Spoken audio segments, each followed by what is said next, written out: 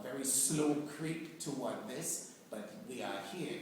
And essentially what this is organizing, and you heard me say this earlier, with being leaders and really deciding just not to provide reactive services, which is what I call a lot of what we do. You got arrested for a particular situation, and you come here and we work with you and hope that you never do it again. And if you do, we are here to support you and care about you and love you and hoping you can keep going. I call those reactive services. Proactive services are one we try to do to prevent you from doing the particular situation that's going to mess your life up. And then that way we can, build not only our community, but build Philadelphia and build the nation.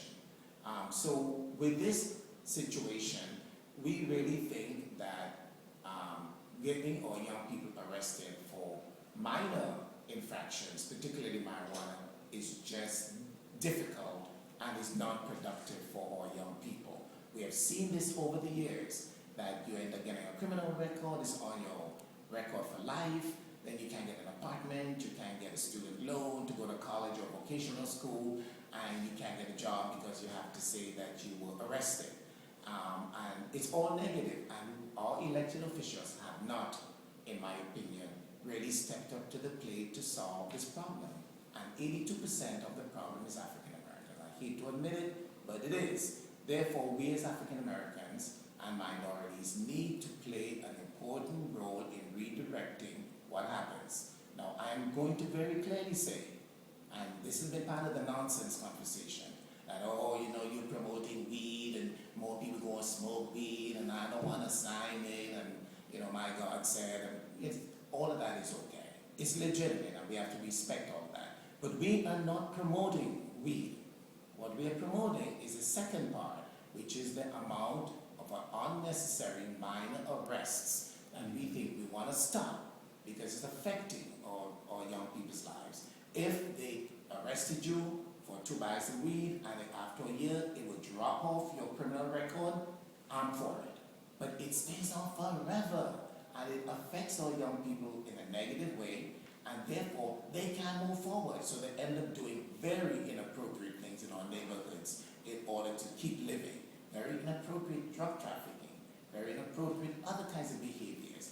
And we believe we can solve those if we stop arresting people. And the police department also, by the way, is spending oodles, millions of dollars in order to do this.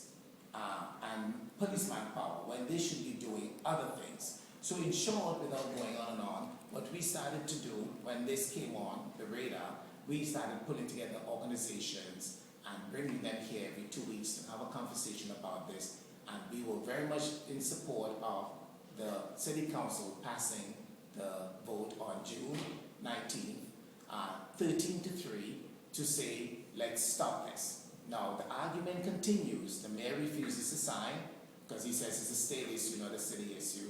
The police commissioner who reports to the mayor saying, I ain't going to do it because the mayor ain't for it.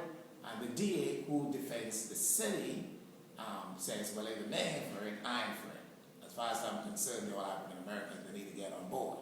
We need to come together and make this happen. And if you really think drugs is the problem, let's take some tax dollars through DHS or the rec department or wherever, and let's do some more drug education. But let's get stuck saying, it's about drugs, so I'm going to go for it. In the meantime, just since this bill has been passed, just under 300 young people have been arrested for possessing 1, 2, or 3 bags of marijuana. We got to simply stop it, in my opinion. And this is where leadership comes in. We just can't provide excellent service for when you have broken down. Let's prevent you from breaking down. So what we have done, we're at the final stage of this. We have put together a petition, which you have here, and we are literally asking you to get all of this staff to sign, at least by the day we give out paychecks, which is next Friday. We want to respect everyone. If someone says, for religious purposes or whatever, I can't sign it. We want to respect it. Otherwise, all of us should sign it, get our staff to sign it, and you should submit it to us no later than the 2nd or when we come back. And the 2nd, you can do it sooner, great. Get any of your family members to sign it. Anyone in your neighborhood, whatever. This is major. It affects our lives and it affects our lives, the young people's lives, and it affects the direction of the agency. Let's make this a priority and get this done. This, by the way, is also going to be a vanguard for me as I move forward with this political ambition of mine, which I should not be talking about here. By law, I'm forbidden for co-mingling both, but all of you can sort of see and read between the lines. So all I'm saying is, in short, is we're looking for 5,000 signatures, and the guys, we have trained a group of guys, and they're out literally on the streets every day, different parts of the neighborhood, scouting for signatures, and we hope by next Wednesday, which is our second to last meeting, the guy, Jimmy Kenny, who promoted this bill, he is going to be here with his lawyer, the guy who we have been talking to, Jimmy Engler, and they will be here, and we hope to have a packed house, so, you know, city council folks can be here, and we can really talk about the way forward. We did send letters to the mayor, to the DA, and to the police commissioner for me and one of the coalition members to meet, so we're going to go out and meet them next week. Dennis O'Brien called me and had a half-hour conversation with me. I don't think he changed my mind, and I didn't change his mind, but that's life. Okay, but we're going to keep doing this. So after this petition is done, the last point, and then I'll turn it over to Neil and any questions, we're going to have a rally in City Hall. I submitted the permit yesterday. We'll have the permit on Monday. It's Wednesday, the 10th of September, 10:30 in City Hall, and we hope to have several hundreds, if not thousands of people there. We brought Monica Peters back on for 30 days to help us promote this in the media, to get on the radio, get on the TV, get on the newspapers to promote this. I think this is a major issue, and we should see this as significant.